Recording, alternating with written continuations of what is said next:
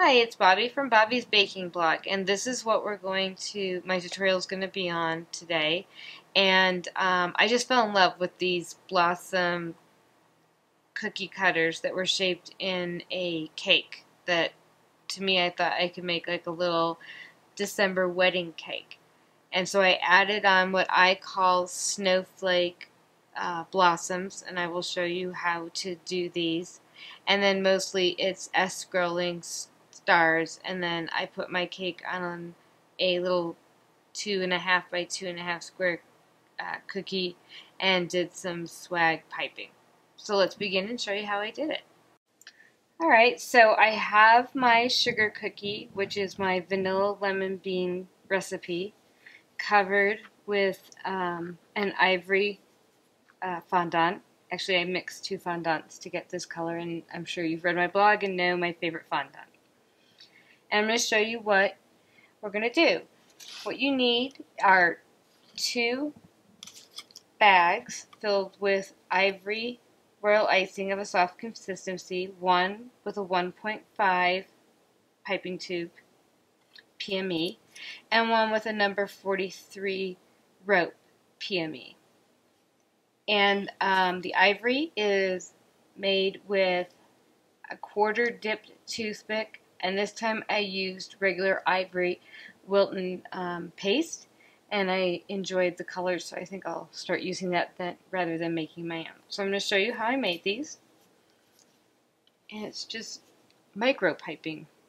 So the first thing we're going to do is our little heart, and what you're going to do is make a teardrop going one way and a teardrop coming the other way, and that will make your heart. And I see that I have just this tiniest bit of a little point, so I'm going to bring that down.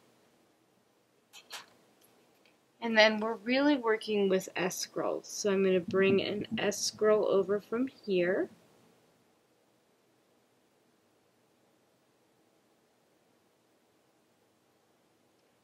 And your consistency is going to be crucial, especially with this little teeny tip.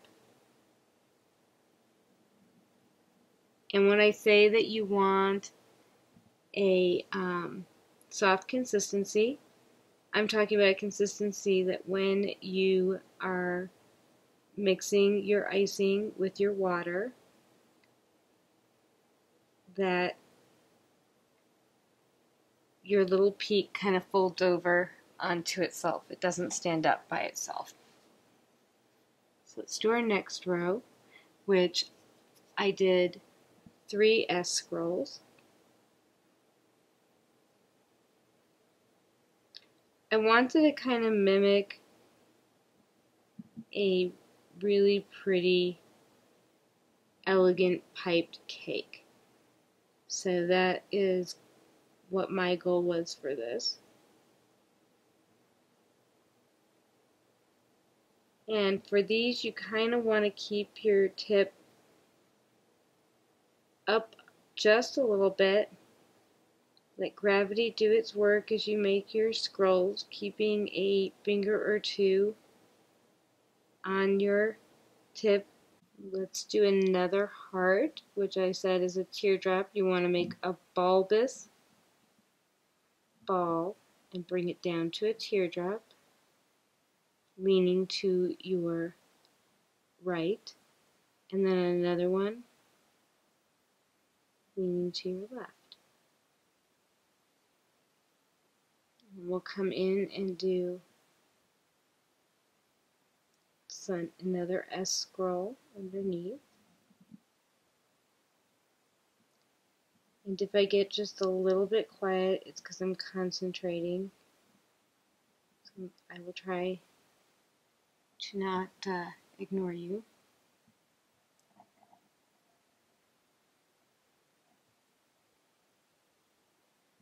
We're going to do another S scroll over on this side. These little sugar cookies are a great way to practice your piping skills before you go on to a cake. And now I'm going to come in and do some stars for this row. So I'm just going to pipe a nice star, release and pull up, do another one, release and pull up. And when I say that, you want to put pressure, release your pressure, and pull up on your bag. So they all come out the same size.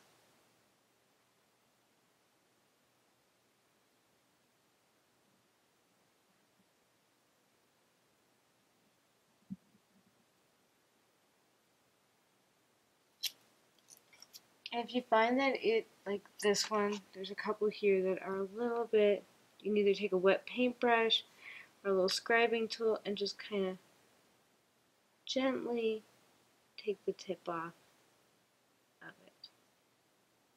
There we go. And we'll come in underneath and do some more S scrolls.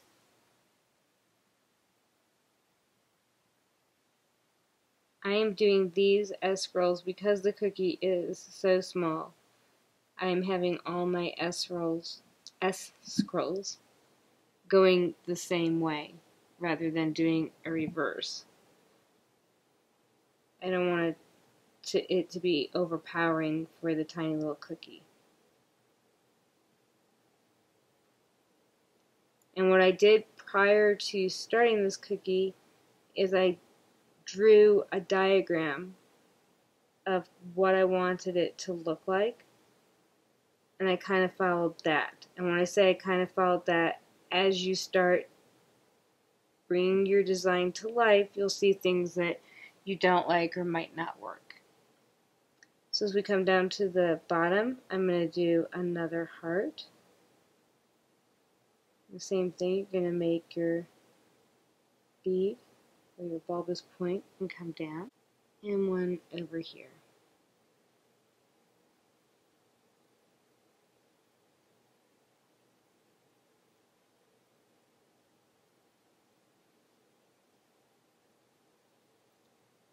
I'm going to want to make sure I have room to put my blossoms in, so I think that I will just leave this how it is rather than like the other one put the S scroll in. But I do want to make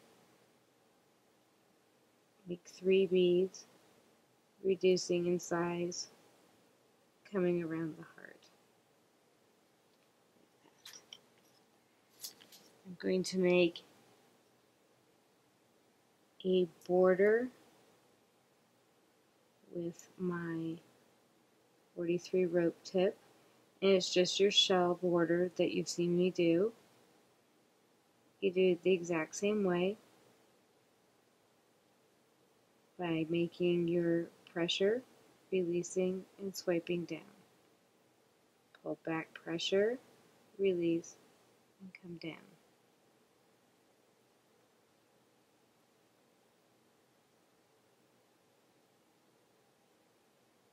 Just like you would for anything else, keeping in mind how small he is. And now I'm going to bring in my little blossoms that I have previously made, and I will show you how to do those in a minute. So I'm going to bring in my 3 little snowflake blossoms, and I'm going to kind of see where they look good before I commit to where I'm putting them. Just a little soft. I think this one's perfect. Actually, I'm going to exchange.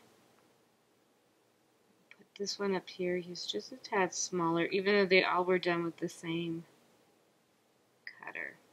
And bring this one here. Okay, perfect. Now remember, you are working with a very, very small area. So if you're more comfortable waiting for your royal icing to dry, that's fine. I'm going to go ahead and put mine on right now. So I'm going to put a dot of my royal icing straight onto the back of my blossom. and place it right where I want it. And the same thing with the last two.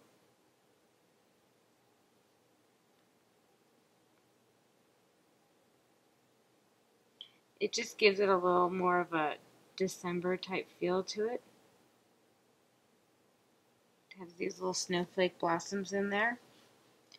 And then I'm going to go ahead and give them just a little bit of a center. So I'm going to make a ball, release, and pull that ball up so it looks like little stamens.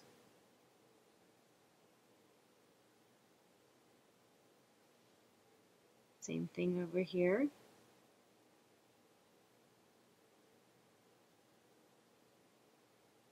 And I just think these would be the cutest little, or elegant, way to, if you had them on a wedding reception table with people's names on them. It'd be a nice little favor to take home. So I'm going to let that dry. I'm going to gently move him over. I'm going to show you now how I did the little blossoms. So what you'll need for that, this is an Orchard calyx cover cutter. It's a number 15. I don't know that there is any other company that makes them smaller than that. That's what I just love about this cutter. I'm just going to use regular white gum paste, and obviously you just need a little bit. I will condition it with the tiniest amount of vegetable fat.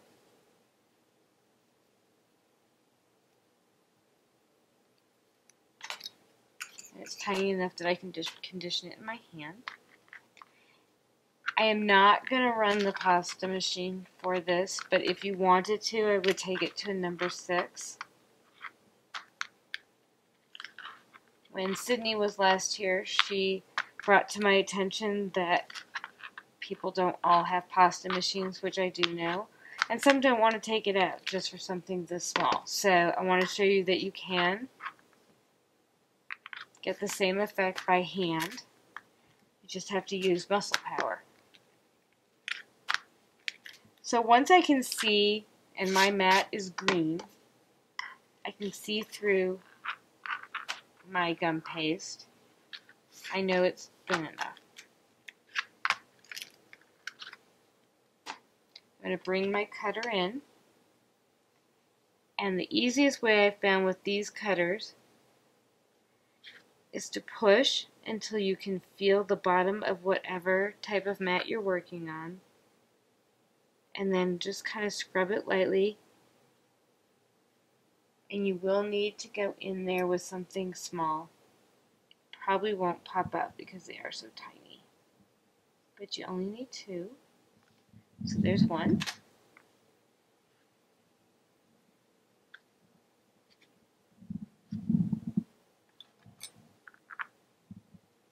And there's 2.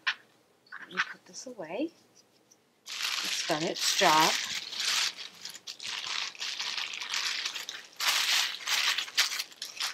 I'm going to bring in a foam pad, putting it to the side that's a little bit firmer. And then I'm going to come in with a small cell pin, not the smallest, but a pretty small one.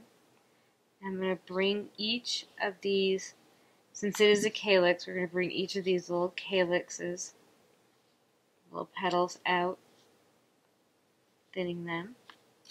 Same thing with this, the second one.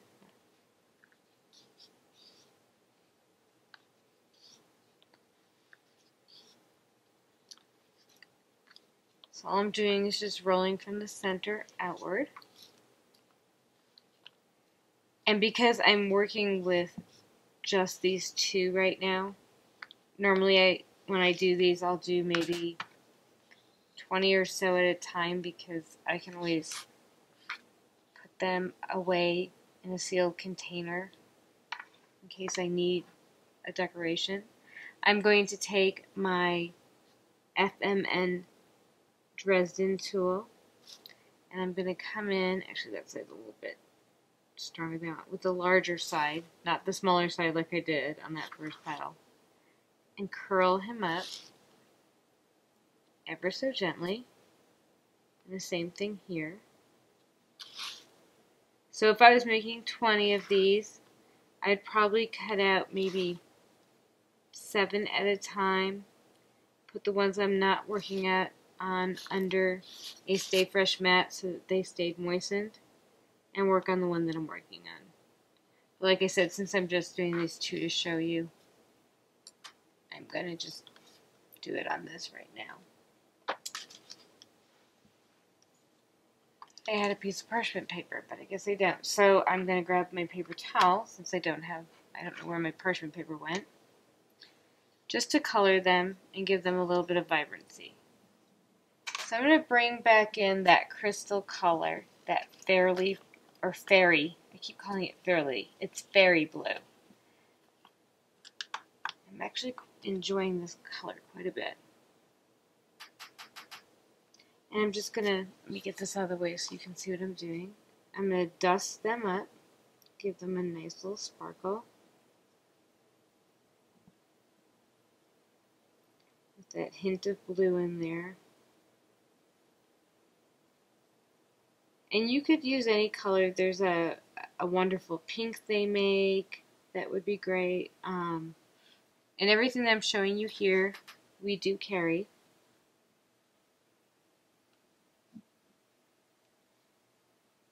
I just adore these tiny little calyxes. And if you were doing a whirl icing tiny rose, you could use these calyxes on them. They would be perfect if you didn't want to pipe a calyx. So I'm just going to press gently in the center. And I'm going to look and see which one might be a little bit wider or larger, and that's going to be my bottom. There's a couple of different ways you can put these 2 together. You can use edible glue. You could use your royal icing that you have.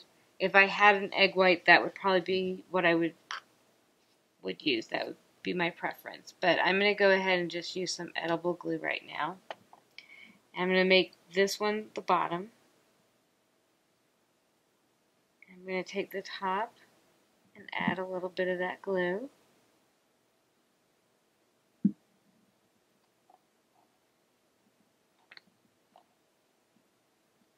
And I make my own edible glue from Tylose water. The recipe is given on my blog. But you can also buy edible glue. And then I think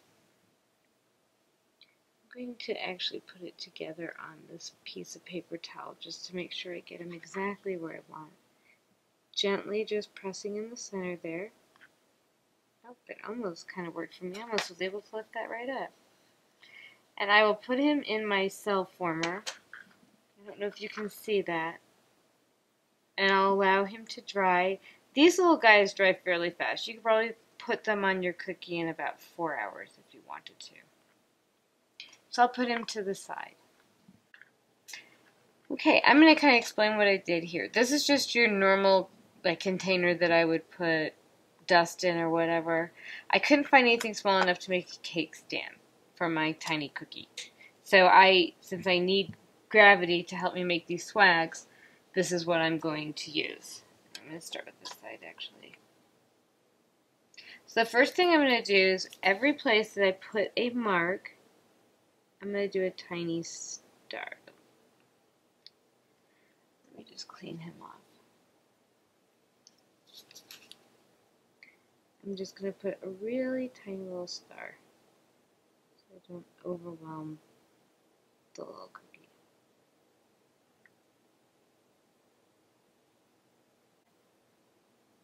So I'm just making little stars where I put my tiny holes. So no one will ever see those holes. you're completely covered.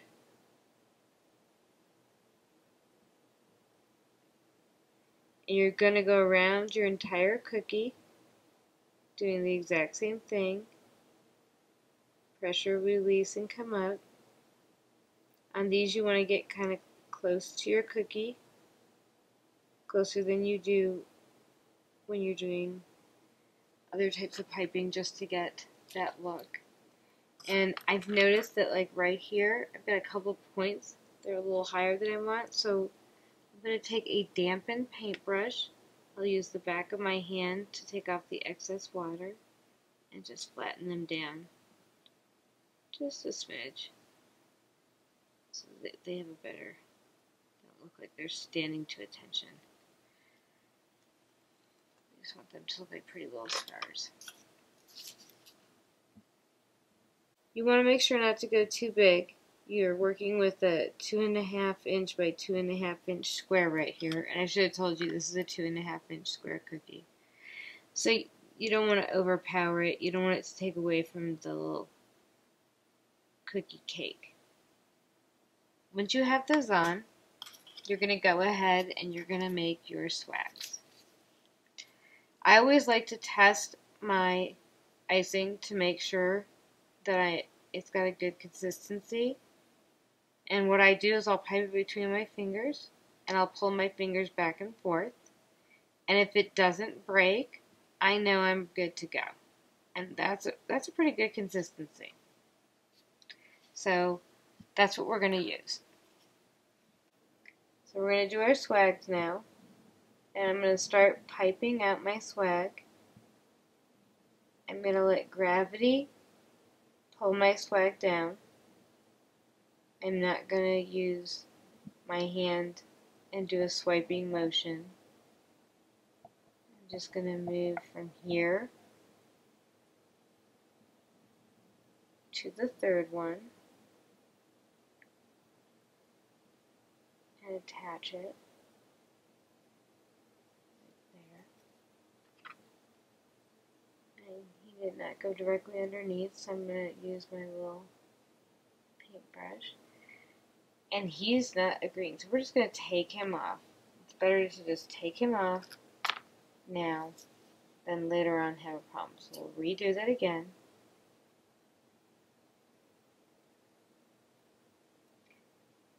And you might find that happens often. If you get frustrated, put your piping bag under a dampened paper towel or in a PME holder. Walk away for a few minutes and come back.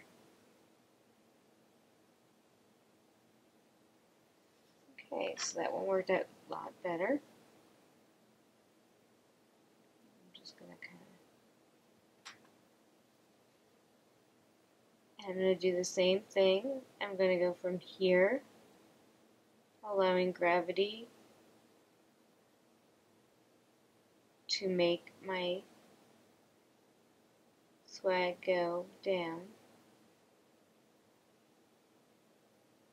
And if you want to say part of the alphabet, like to G, just to figure out how much time it took for you to get the same length, go ahead and do that. Use whatever trick you can so that you know that all your swags are pretty much the same.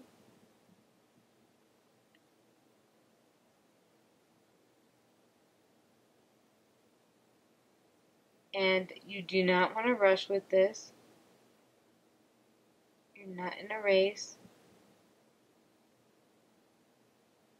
Doesn't matter how slow you go. And I notice I have a little kink right here, so I'm going to use my paintbrush and try and get that little kink out. Like I said, if I can't get the kink out, it's better to remove him than to go forward. So and it's very important that each time you go in to do your swag, that your royal icing is attaching to royal icing. So right now the royal icing swags are attaching to the points that I'm stopping and starting at.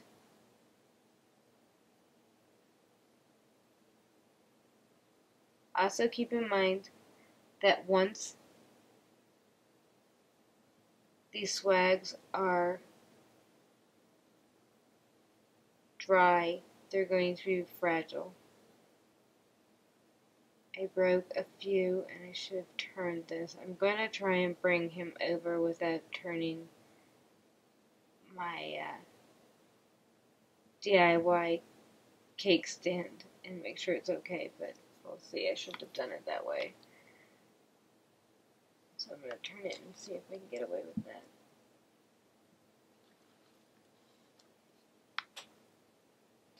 So the next thing you want to do is you want to start at the second star. So the one that we skipped over.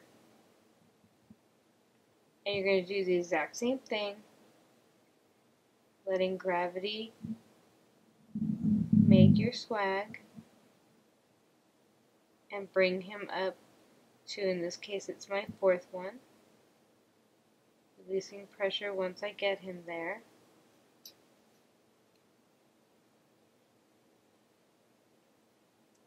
And then doing the exact same thing.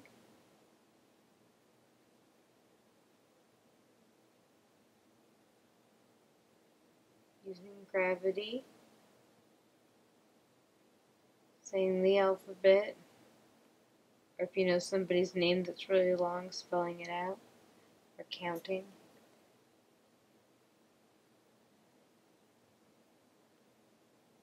And each time I touch my tip to start, I am making sure that it is adhering to that point of the royal icing that I stopped at.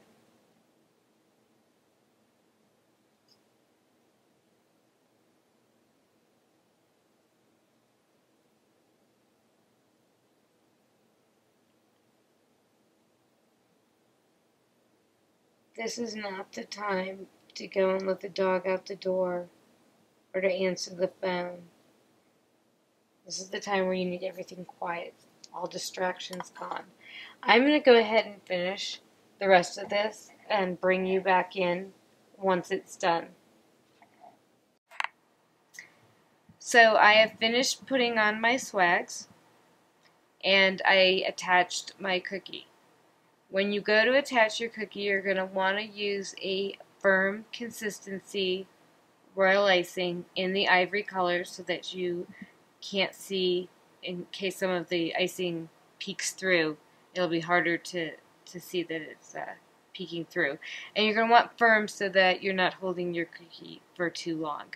When you go to attach it, keep your cookie on your whatever you have used in your home that's about this size to make a cake stand. And apply your royal icing to the bottom of the cake cookie and then attach it to your cookie and hold it. I held mine for, I would say, about 7.5 minutes. And what I'll usually do is gently release a few fingers, and if I notice that it's leaning or that it's moving, I'll come quickly back and grab it tighter. That way I don't run the risk of my cookie falling, breaking, and taking the swags with it.